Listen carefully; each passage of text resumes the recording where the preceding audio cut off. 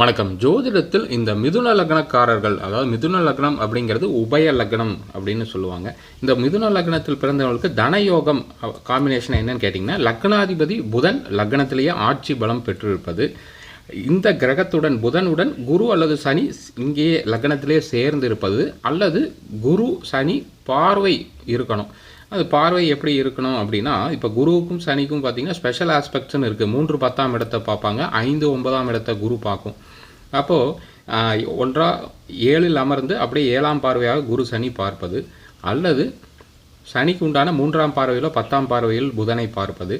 குரு இந்த இடத்துல இருந்தால் துலாமிலிருந்து 9ஆம் பார்வையால் பார்ப்பார். அதே கும்பத்தில் இருந்தால் 5ஆம் பார்வையால் அந்த புதனை பார்ப்பார். ஸோ எங்கே வேணாலும் இந்த காம்பினேஷன் இருக்கலாம். இதுக்குள்ளே நல்ல காம்பினேஷன் அப்படிங்கிறது இது இந்த கும்பம், தனுசு மற்றும் புதனுடைய இன்னொரு வீடான கன்னி.